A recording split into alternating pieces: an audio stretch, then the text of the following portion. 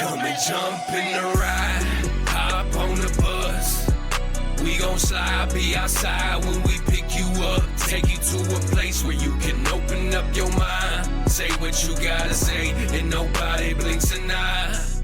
You on the long bus, with short thoughts, long bus, with short thoughts, long bus, with short thoughts. You on the long bus, with short thoughts, long bus, with short thoughts, long bus, with short thoughts.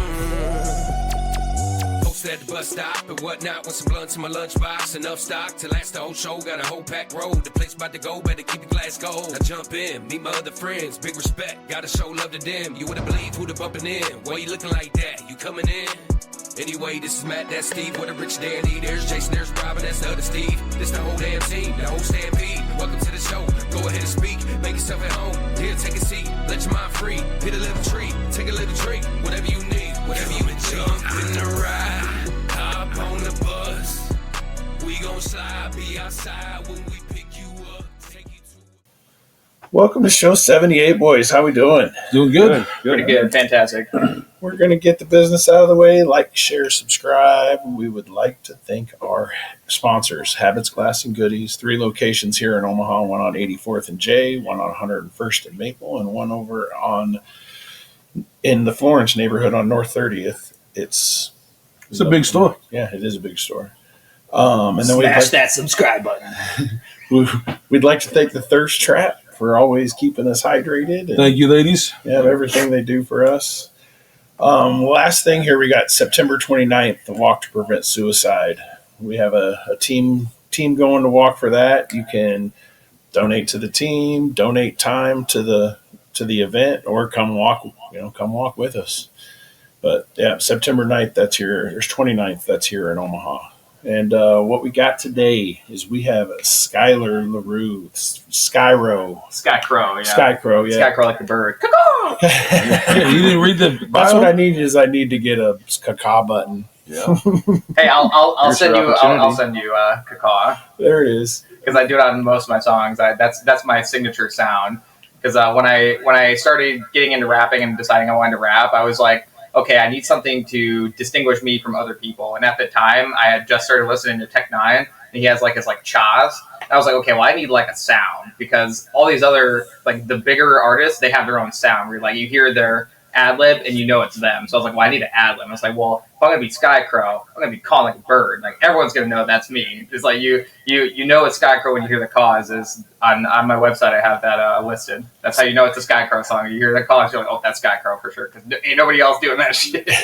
You put some thought into this whole deal. Yeah. All right. Everything from the name to the like look and attire when I'm on stage. When I was thinking of what name I wanted, it kind of came naturally. I was like, my name is Skyler, so I was like, oh, well, I'll be Skykrow. And I was like, well, let me look and see if anyone's using that. And nobody was using Skykrow, so I was like, okay, cool. Name is available. No other artist is using it. The only one that was close was like Scarecrow or something like that. And I was like, okay, that's far enough away that I'm not worried about that. And they were like a electronic artist anyways, so I was like, there's not going to be any confusion there as long as I, keep my P's and Q's together on distribution and all that stuff. Make sure I'm clicking on the right link when I'm putting my music on there. I don't click the other person's profile on accident. But yeah, I was like, okay, well, it's Skykrow. And I was like, well, it's like Scarecrow and Skyler put together. So I was like, okay, well, I'm going to have like a Halloween-y kind of theme. So I've got like my sticker is a bird, it's a crow. And I usually dress in, I look like I just came out of like a haunted house. I look like I work at a haunted house. There it is. I have it was like 95 today, so I wasn't gonna wear it, but I usually wear like a button up with a tie, and then I've got my mask that the bird is got in his mouth and the sticker. Yep. I wear that on the side. And people ask me why I don't wear it on my face. I was like, well, because I tried to one time, and you can't hear nothing because the mask is too far away from the mic. So I was like, okay, well, I can't wear the mask on my face, but I can still wear it somehow. So I started putting it on my leg on my side. And I have it like strapped to my belt loop so it stays up. And so then every time I'm on stage, I've got like a specific attire where even if it's hot out and I'm not wearing the button up in the tie, I still always have the mask on. So you always know it's me by the mask. And all my branding, like I've got multiple stickers that have the mask on it. So that makes sense. So, just so everybody knows. Yeah, Steve's going to show the sticker. Yep. And then I think, Matt, you have the other sticker that's actually me. Because ran out of that one. But this guy here. I like to tell people I'm a little conceited, and I got a sticker made of myself. I have a fantastic artist that does these. One of my homies got some art done by them, and I was like, dude, I like the art style. This is perfect for stickers.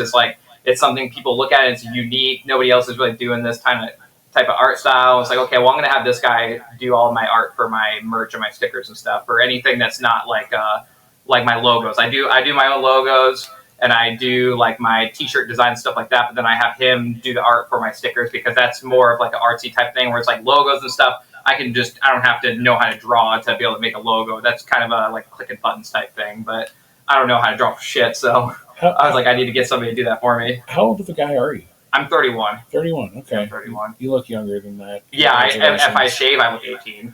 Congratulations. Yeah. Right. I shave, I look like a pedophile.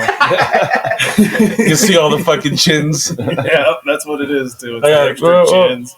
Make me look like I hide in a bush. Shout out Lecco on Instagram. That's who does my does my stickers. Yeah, I just got a brand new one done. I'll have to send it to you. Maybe you'll throw it up on the screen. I'll have to send it to you because I just got it done.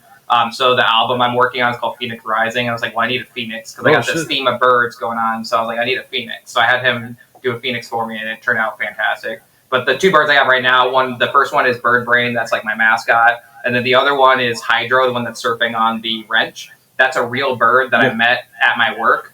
I deliver car parts for my day job right now, and there was a body shop I went to. They had a parrot, and the parrot had like wrenches and stuff hanging in its cage. I was like, dude, this is cool as fuck. So I took a video of it and pictures, and I sent it to my guys. Like, dude, I want this bird on a sticker, because if I'm going to be sticking with the bird theme, I need to have birds. I need all kinds of different birds because people like this type of shit. And so, well, it makes sense where this one.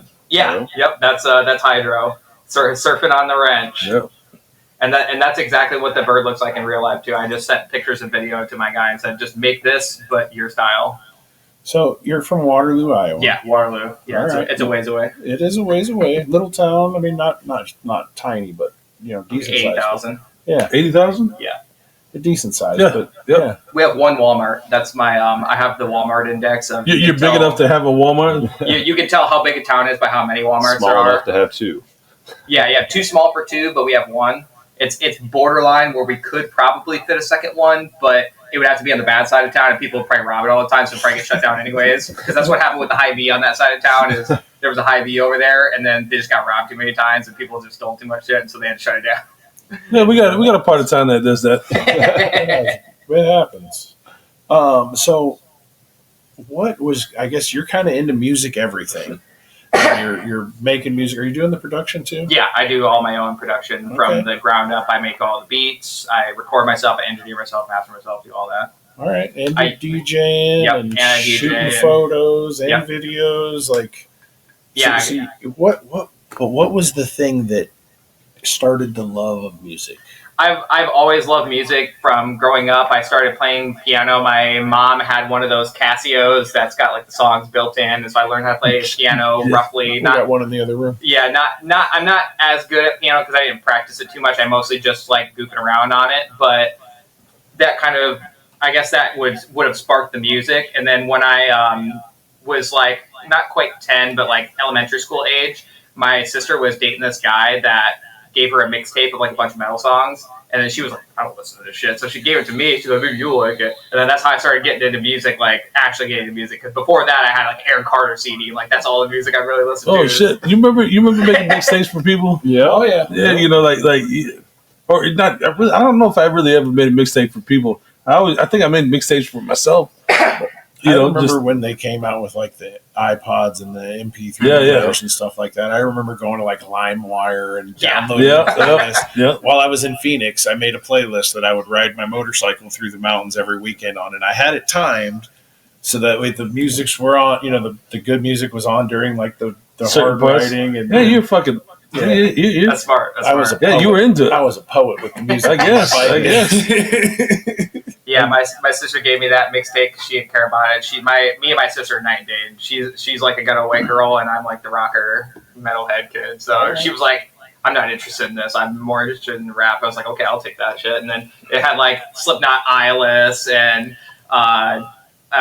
System of a Down. So needless to say, she didn't stay with that guy. No. No. No.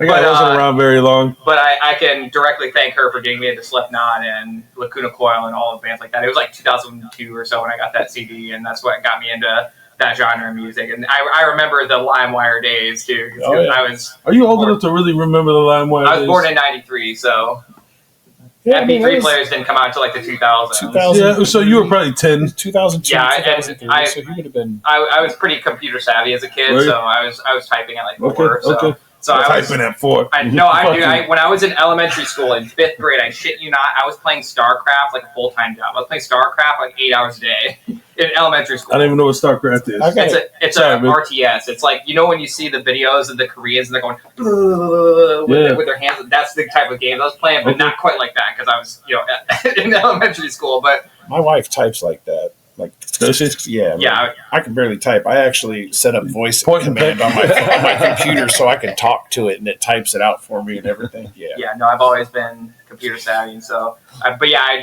because I was computer savvy, that means I was online at a very young age. So I just was like on LimeWire and all those types of things, downloading songs. You would download a song and then it would actually be a different song. Or like one time I downloaded, what is that? Stay Out of Line or something like that by Godsmack. Stay out of line, I don't need a reason. But then when I downloaded it, it was only half the song, and then it repeated the first verse twice. And so I went my whole life, like 10 years, thinking that's how that song went. And then I heard it on the radio one time, and I was like, whoa, What the fuck is the hell is this? this shit? I was like, Yeah. I've been bamboozled. What the Is hell? this the remix? Yeah, exactly. Dude. I was so shook. I was like, what the fuck? I would go my whole life only knowing the one verse of this song. I did not know there was 2 verses. But You're funny. Today I was listening to some music on the way in, and I was looking for this particular CD, and I remember downloading it off of LimeWire or something, one of those. This CD doesn't exist. Or I don't know what the deal was, but I can't find this thing anywhere. yeah, I lost all my mixtape CDs. Yeah. I'm sad about it because I have some songs that don't exist anymore and I can't find. Like someone made a the real Slim Shady, but it's a Slim Shady disc. And there's only one version that's on YouTube, but it's a lower quality version. It's like there must have been like a version 2 that was a higher like actual studio professional quality. And I'm sad I can't find that because it was so like well professionally done. It was so good. And even though I like Eminem, that disc is hilarious. Yeah. It is because if you try to type in like Eminem disc, you're just going to find the Slim Anus one that ICP did. ICP, yeah. But then there's this one that I was able to find the like first version of it finally after like somebody had posted like a year ago, and I was able to find it. But it's not the right one. I was like, dude, the quality is different. The words are different on some of the verses. I was like, I know. I remember listening to this shit. I It's used that to listen to it. Mandela effect. Yeah, Yeah, something like that. because you can find the lyrics posted for the original one, but it's on Last FM, and you can't listen to the song on Last FM because it's been like pulled or whatever. So I can't be gaslit. The song existed. I know it existed. So you, like you said, you have a ton going on. You do a bunch of DJing, and you've even done some DJing for some of the strange artists. Yeah. I started DJing for Strange Artist. I want to say, I think it was Jenna that got me with Corrupted Promotions. I think she had me DJ a couple Strange shows that she threw when she was still throwing shows. And that kind of got my foot in the door there. But I ended up totally separate from that. I ended up making my own path to being Godimus' tour DJ.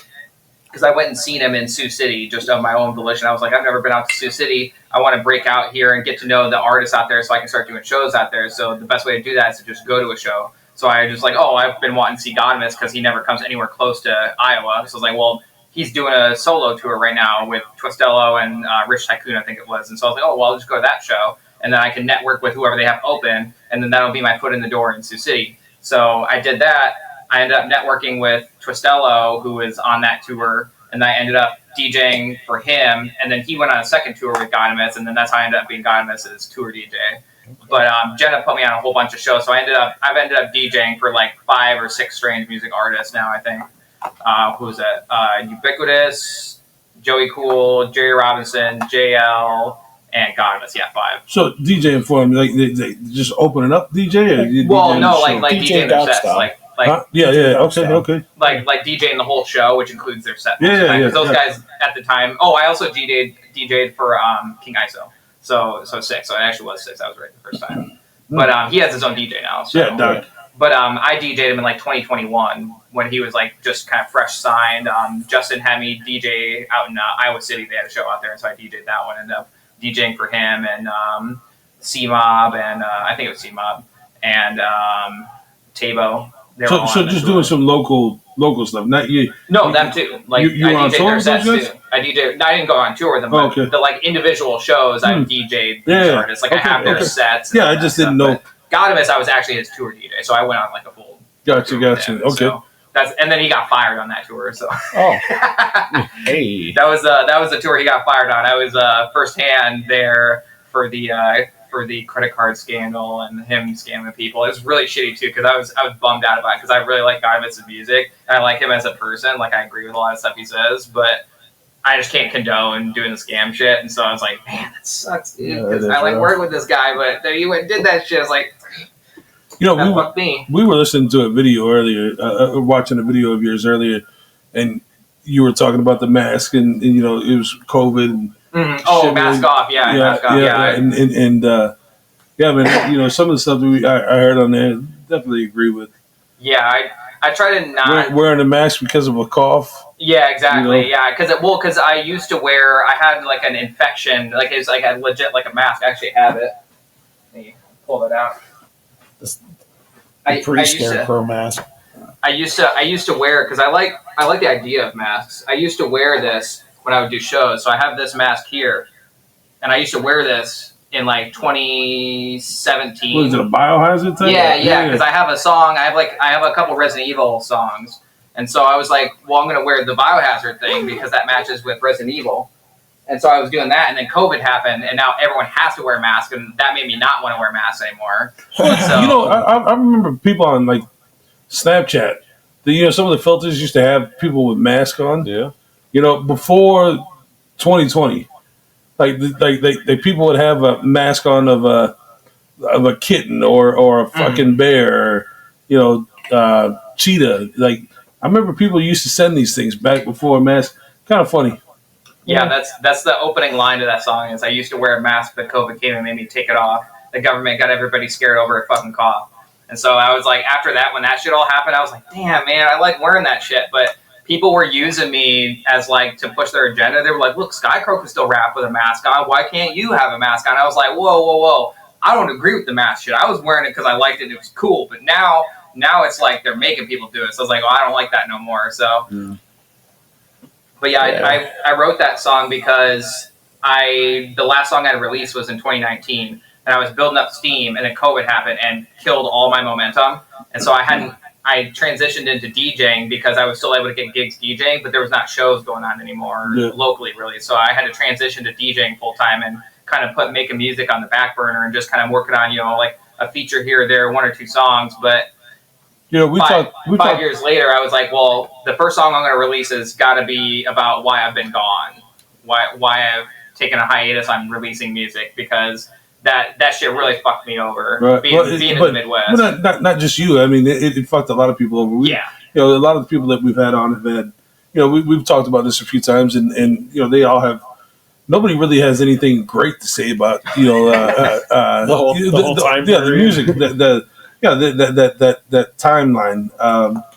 Just kind of it did it to everybody, man. Kind of put everything on the back burner. And I wasn't going to release that song first, but I performed it in Madison, Wisconsin for a show, and everybody in the crowd was fucking with it. So I was like, oh shit! Well, if everyone's going to hype, I'm going to be trying to do more shows out here. I just got to release this now because I got to try to catch this wave. Yep. If I had 20 people, up front jamming out with me during that song, and I wasn't sure how it was going to be received, if there was going to be, because there's a lot of people that were doing music that they supported that type of shit. They supported lockdowns. Like a lot of big artists too, like Rage Against the Machine is the best one to use as an example, because they were like, you got to have a vaccine card and you got to have masks and stuff like this to come to our shows. And I was like, it turned in from Rage Against the Machine to Rage on Behalf of the Machine. Right. And so I was like, I don't know how people are going to respond to this, but the rap crowd has been generally disfavorable of COVID entirely, like, because everyone got screwed on that. Yeah. And rappers are not the kinds of guys to just lay down and let the government tell them what they want them to do. And so,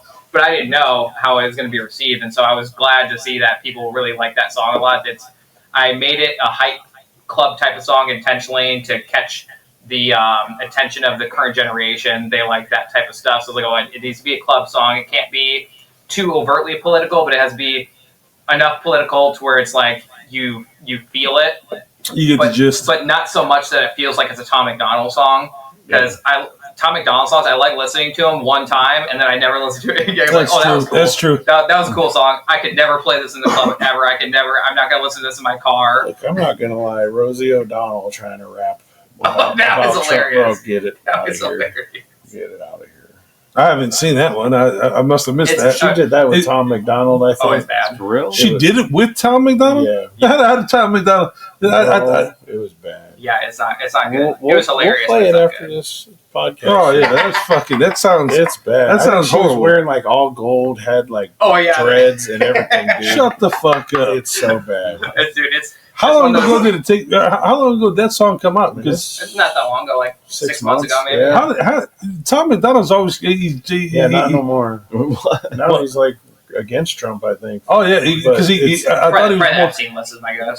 Well, probably, but which is cool. Like, Yeah. hey, Which is what? the Epstein list. Like, if you're against Trump, Oh. like I think we should release that. Oh. Yeah, totally. Or maybe we don't want to talk Well, about this right now. yeah. We'll probably get banned. I'll bleep some of this. So if you're hearing some bleeps, it's because we said The the list. word. Yeah, we Yeah. said the list. Everything's got to be so fucking The correct. feds now. come Yeah. busting in the door like, how did you guys get here so fast? Like, we've always been here. What are you talking We're about? watching, bro. We're outside.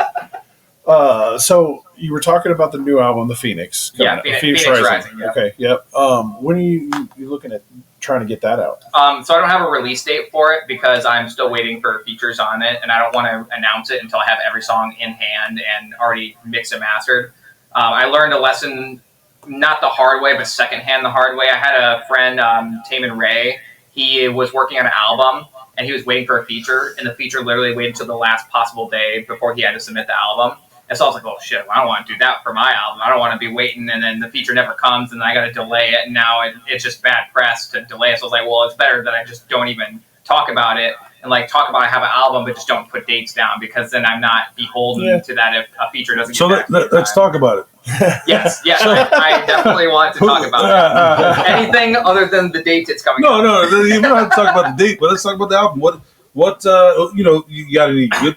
I mean, not good. It's Phoenix. I'm sure if somebody's it's coming on it. Phoenix Rising. Do you have a story behind the album? Yeah. Or So who do you have coming on it? I got a lot of features, and actually, I'll give you one of them to drop.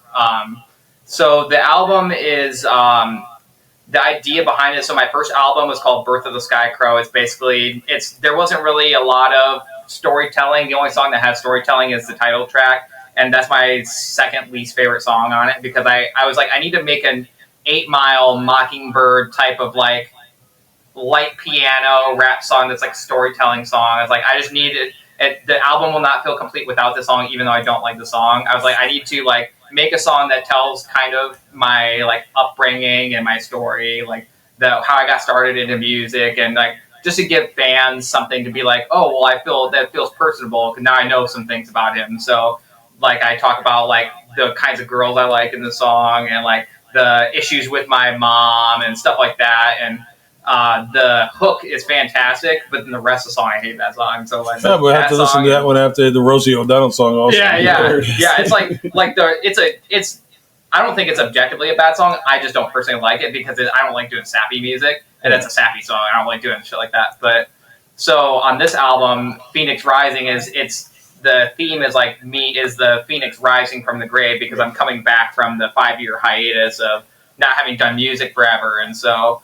A lot of the songs, there's a lot more behind the scenes and storytelling and background in a lot of the songs. A lot of the songs have like their personal jabs at people, or they're about certain situations. Like the Mask Off is about having to quit making music because of COVID. I got a song called Culture Vulture that I just dropped recently. That's it's about sounds like a Tom McDonald song. no, not really. I did pick the name intentionally because I knew it would get clicks, but also it's because a lot of, not to like say any specific races, but black artists like to hate on white rappers a lot. They like to call white rappers culture vultures, and the song is about those artists that are rapping over their vocals, but then they're calling me a culture vulture, but then they're rapping over their vocals live. They're not even rapping on stage. And that, I think that's being a culture vulture. Is the original culture is you rapped your lyrics, not had your leads playing and you're just, vibing out on stage. That seems like more like a culture vulture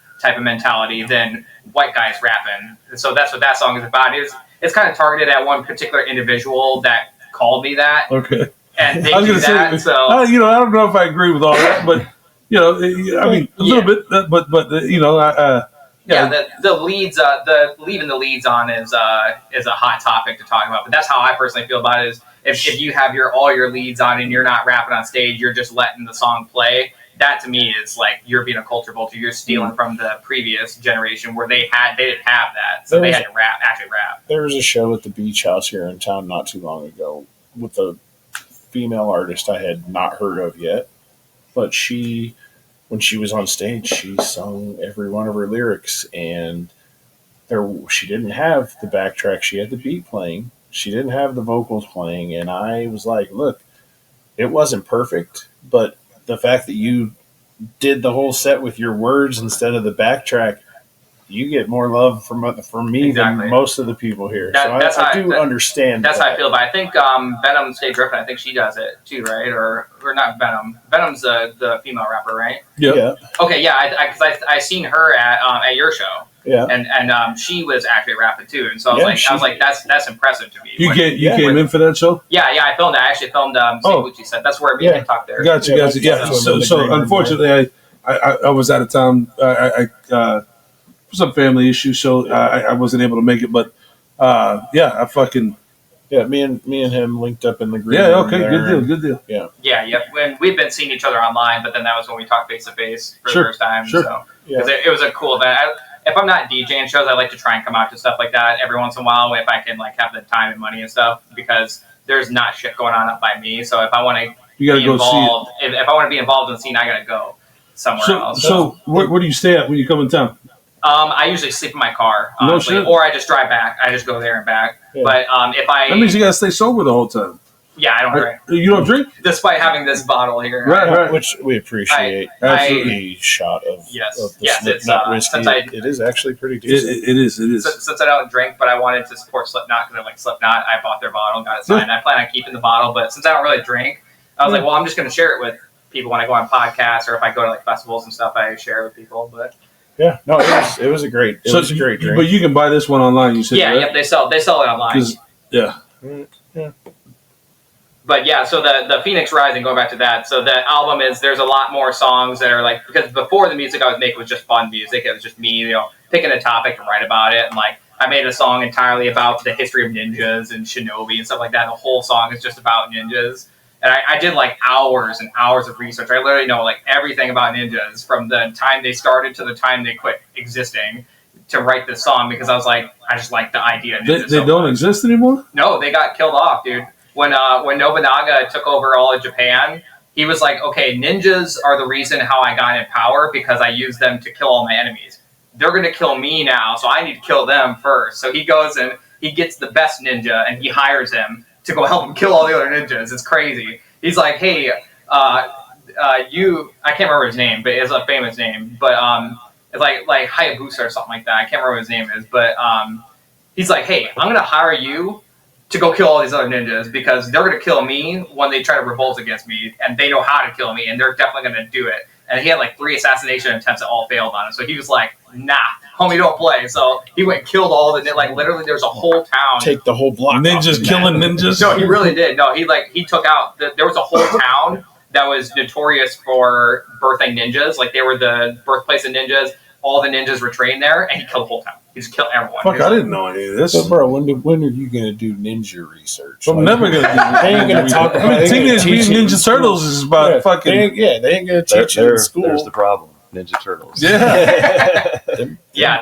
That song was a little bit of Bruce Lee and shit. That song was really fun to write for because there's a lot more than I thought there was to the history, and the fact that this guy was able to... Nobunaga was able to evade so many assassination attempts. It's somebody was looking out for this guy. I mean, that's cool that you're doing your research before you're putting out songs and yeah, That's why we don't ever talk politics. Right. Because ain't none of us going to sit down and do the research. That's not so true. Yeah. That's borderline. Yeah. Yeah, but absolutely. There's so many different fucking things coming at you that you can misconstrue something very easily if you're not paying attention. That's why I don't like doing political shit. Yeah, absolutely. It's got to be far and few. It's got to be something I like. I would die on the hill for. Yes. We talked a little bit of conspiracy theory on here like 2 shows ago, and I lost my TikTok. Gone. So, yeah, we're starting a new TikTok. You can check that out, Long Bus Short Thoughts. Yeah, you got to restart. Yeah, I think I got like 3 or 4 followers. Like a phoenix resurrecting, you got to resurrect the channel. Oh, he's okay. Yeah, what happened, Rob? No, whatever. We started talking about ninjas and they cut the feed over there. Ah, shit. Shit. He's like, I'm going to... Rob's done first. He said, killed off all the ninjas. My ass, I'll show you. Yeah. Here's a star. So, what do you got for shows coming up? I know you got something with the Loonies coming up. Yeah, yep. That's going to be on August 30th. I'm DJing for TJ Fi. He does Igon Festival every year. TJ is I got blind. what? I got 5? Yeah, Loonies. Loonies is... Yeah, I got 5 on it? Yeah. So isn't that one of your fucking ringtones? It was. Oh, it's not anymore? I still got it. Like, it's in the ring. That's one thing I fucking hate about Apple. Like, I to have that little beat for my ringtone would have been fucking awesome. Android, bro. But I'm not switching over to Android. Huh? Get Android. Yeah, I'm out. Nope, I'm out. I'm with Stu. I like a little bit of the things, but fuck it. That's going on the 30th. TJ is a good homie of mine. That's one of the people I met when I went up to Sioux City. He went in for a surgery when he was like 14 or 15. Went in for a back surgery and came out blind. So he does a music festival every year called Igon Festival, and he has a pretty good sense of humor about it. Like he Igon festivals, like I mean, yeah, guy, and dude, he's crazy because he's like 90% blind, but that motherfucker walks around on stage like he's not blind. If you saw him performing, you would not know he was blind. That's because you can't see shit on stage anyway. No, he will literally like almost full run to the edge of the stage and stop. Like he knows where the edge of the stage is. Like, dude, what the fuck are you doing, bro? How have you not fallen off the stage at this point? I had a friend that was blind when I lived in Phoenix, and he knew how the steps in the house, and he knew how many steps to what and all that. It was crazy. Man, do you still talk to him? He was cool as shit. He actually moved up here. He lives in he lives in Omaha now? It was so I had a motorcycle when I lived out there, and he's blind, and I have a little bit of an adrenaline thing. So I'm like, hey, dude, get your blind ass on the back of my Hayabusa and let's go take you 186. And we did. And he was, it was his birthday. He was like the most intense thing he was ever going to do on, 2 wheels because he couldn't do it on his own. He said, if I'm going to die, at least it's on my birthday. So I just took him to this road that was just probably 1.5 miles long straight road. There's no businesses. It was like the road they poured before they start building businesses and such. And we went and ripped down that. And he was awesome. The mini Autobahn. Yeah, pretty much. The motorcycles would come out on the weekends and do stunts on it and stuff. It was a perfect road. Yeah, let's go. I think I remember you posted a picture of that about 20 fucking years ago or something. Well, it would have been 20. Yeah. 20 years ago. Yeah, I remember that picture. I remember that road. Well, yeah. I mean, I went down there a few times to see you. Yeah. Yeah.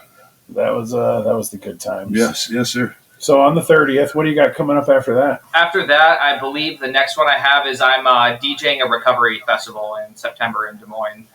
One of my friends, he's a suicide advocate, and so they have him performing it. And I was like, hey, I would like to get involved with that because my mom was alcoholic. She's dead. She died from alcoholism. Mm-hmm. And so I was like, hey, I'm an advocate for not. That's why I don't drink mostly is because my mom. But no. so I'm not salty about it because she was terrible because of it. So okay. But I appreciate absolutely. But me and my mom did not have a good relationship at all. That's actually I talked about that. You talked about some of that earlier, but yeah. So I reached out to them like, hey, if you can just cover my gas, I would love to DJ at this festival because I'm slowly starting to do advocacy type music for stuff like that. And so I've got a song called Corpse Bride that's about my mom. And so I performed it on Sound Peak After Dark. That's a podcast out in Topeka. I went on there and debuted that song, and I've had it played on a couple radio stations. Buffalo, New York radio station played it, and a couple others. I've submitted it to some places, and the song is basically about my mom and her not necessarily her personally, but the song is basically about alcoholism in general, and it's like all the themes, all the words I'm talking about, everything about it is all about that. And so I was like, hey, I would love to DJ at this festival because I'm slowly starting to do this advocacy type of music, and that I think I would be a perfect fit for that. And they agreed with me, and so I'm going to be doing that in September. I think it's 17th.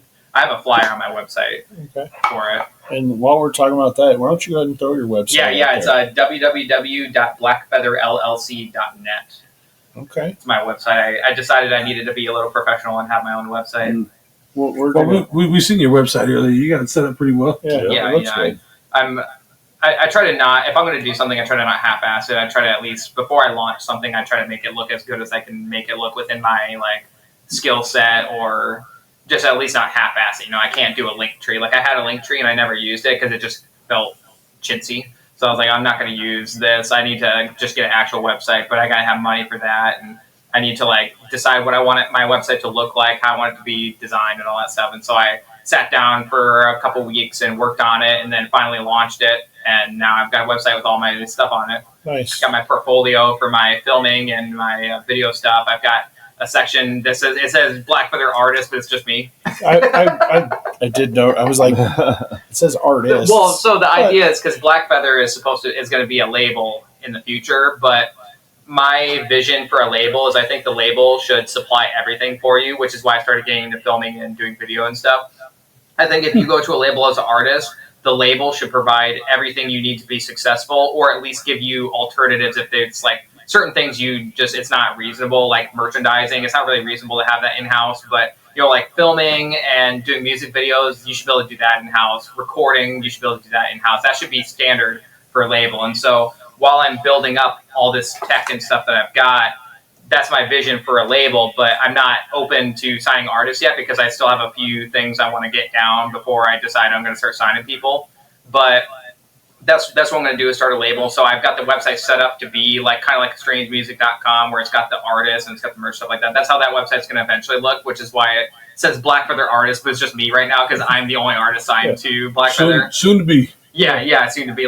I do contracts. I do music related contracts, legal paperwork, and so I've literally taught myself everything that I can possibly do to be a label self-sufficiently and not have to have any outside forces. I don't need to outsource anything, because the artist should be able to come to me and say, hey, I need a writer wrote up. Okay, I can write that up for you. I know how to do that. Oh, I need a contract I'm going to go get a feature from somebody. I need a contract. Or I'm going to throw a show and we got a headliner. Okay, well, I'll do the paperwork side of that. You just worry about doing the music stuff. That's what I want to eventually move into. Is I like making music, but I like doing the business side of stuff more, and the producing. I like doing that stuff a lot more. That would be my ideal 9 to 5, is doing the business related stuff and then doing the music on the side, DJing for fun or doing music for fun instead of trying to be an artist primarily. I'd rather do the business side primarily. Yeah. Goals. That's a whole different deal. We've never even interesting take on it. Yeah. Yeah. Yeah, because there's a lot of friends will start a label, and then they'll charge you for all this stuff, or you still got to go somewhere. You can't record on your time. You got to still record on whoever studio you're going to. You got to record on their time. Or if you want a video done, you got to know somebody who does videos. So you got to pay somebody else.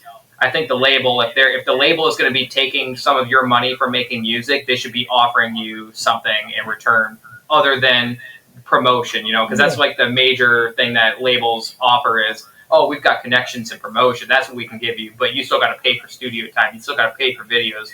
I don't want to run my business that way. I want it to be where you don't have to pay one-stop shop type thing. Yeah, and also a couple people there's that elusive 47 Entertainment up there, Drew Harrell. He's kind of working on the same deal. He's in the production, the video, all everything as far as the he's got Warbear and Ace Wild. Oh, that's cool. Yeah, I know the Warbearers.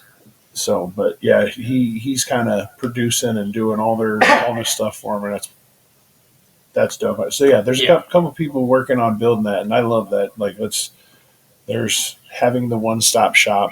Yeah, and also not charging the artist for it. Like I probably would not give advances to artists, but then the trade-off of not being able to get advances from the label is that you don't need the advance because you're getting everything provided to you as part of being signed to the label. And they're not having to pay back. They don't have to. Yeah, you don't have to pay back. Because I hate hearing these stories. Like, I really hated seeing Stevie Stone leave Strange because of money-related stuff.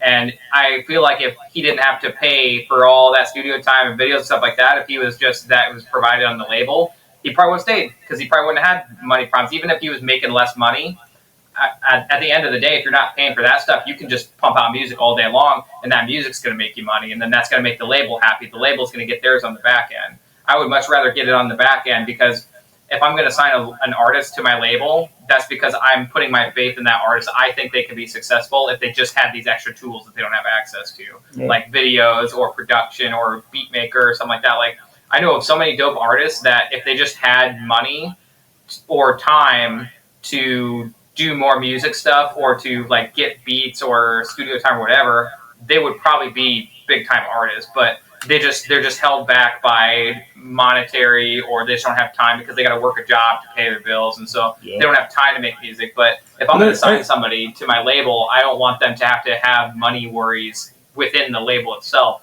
Other than maybe if they're planning a tour, you're still going to have to pay for your travel costs and stuff like that. But I don't want them to have to be like, well, I want to put this album out, but I don't have $5,000 to put into studio time and beats. I don't want that to be an issue. I want it to be, I'm more than happy to make the back end on music.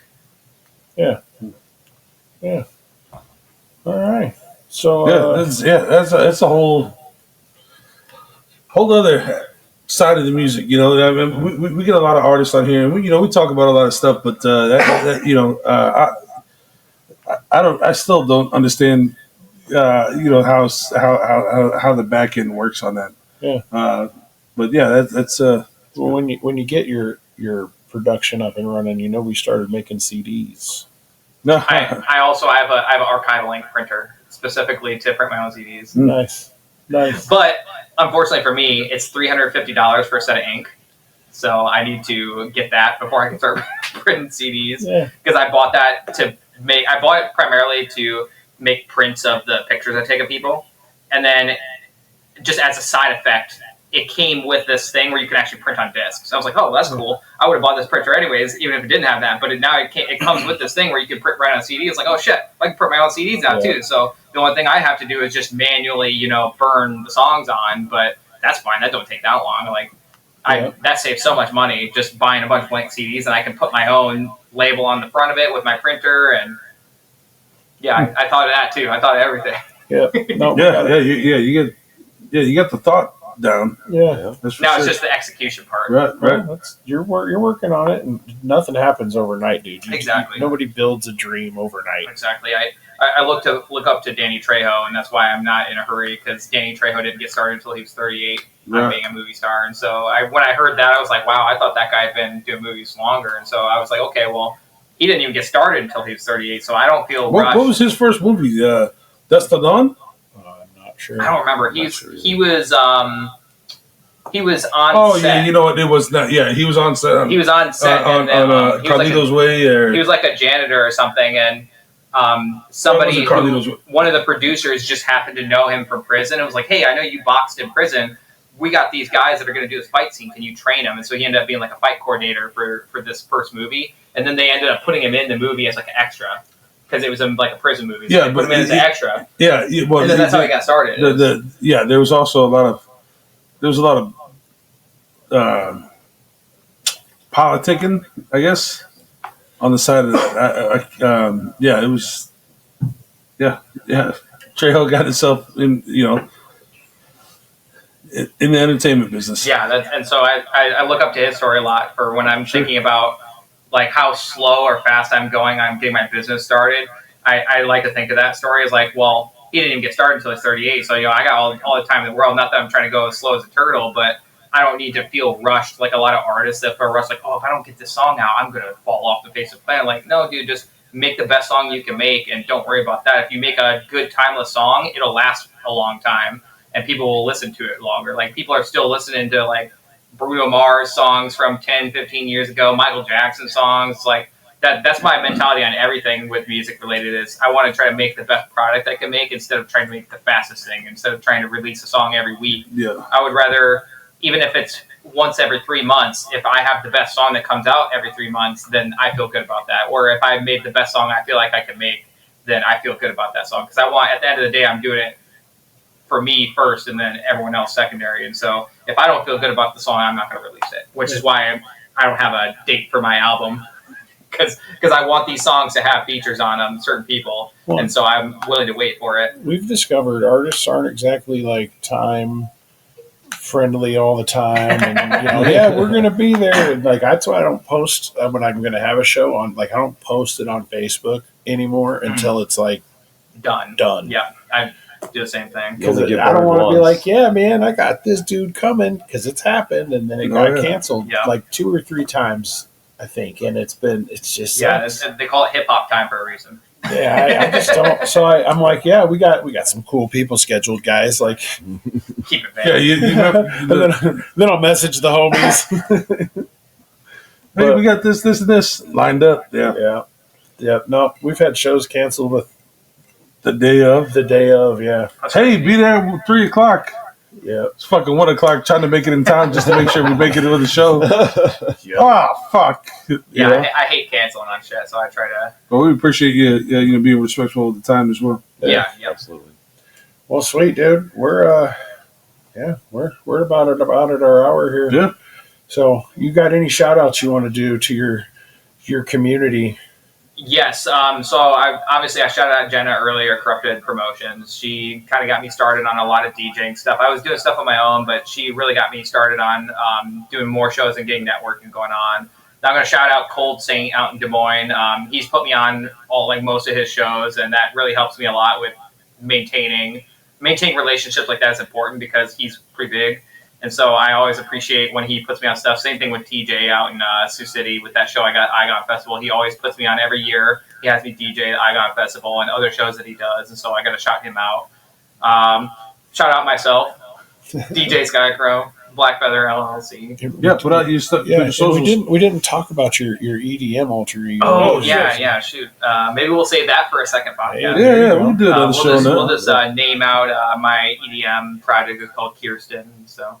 Maybe next time I'm on, I'll come as Kirsten and we'll do a whole podcast about that. Whoa! I don't know what the fuck that means. Different hairdo. Yeah, this guy's got to put his hair down. Yeah. Keep all that. It's the extra Nog Champa. No, it's named after my cousin that was killed. No, we read on that a little too. So I understand that. Yeah, just don't come in here and drag and shit. Hey, I used to do drag. I don't do drag anymore. But shit. I'm a very multifaceted, well-adjusted, storied person. I don't know more words for that. Yeah. I've had a very eclectic life. We'll put it that way. Well, you do your research on stuff, and that's dope. I mean, that's doing the whole the whole ninja research to put a song. Shroud of the Koga is the name of that song. Shroud of the Koga. And I had trouble finding a YouTube. What is that titled under? It's under Skykrow. Oh, is it? Yeah, you should be able to find it right away. Well, I am old and. You might have spelled it with a C. Yeah, I lied when I said long bus. That was really the joke. You were on the short bus. Short bus, short thoughts. No, I mean, my mom telling us me. Today. If you type Skykrow with a C, it'll pop up all kinds of weird shit. But it's Skykrow with a K. So maybe that's what it is. It should pop up right away if you type it with a K. Yeah. Usually it does. Well, you should spell Sky with a K. Yeah, my mom drove me to school. It wasn't short bus. That's even shorter. We went in the bus. wagon, bro. The station wagon. Yep. He had a Red Rider. Shout out to Jane. Yep. Shout out, mom. Right on, fellas. We're gonna hit the button here. Let Crime sing us out. Shout out to him too. Shout out to Crime. I'll see you tonight. Yeah, he's got a show tonight. Yep. Gonna go check that out. Have a good one, fellas. Later. Run it. Come and jump in the ride, hop on the bus. We gon' slide, be outside when we pick you up. Take you to a place where you can open up your mind. Say what you gotta say, and nobody blinks an eye.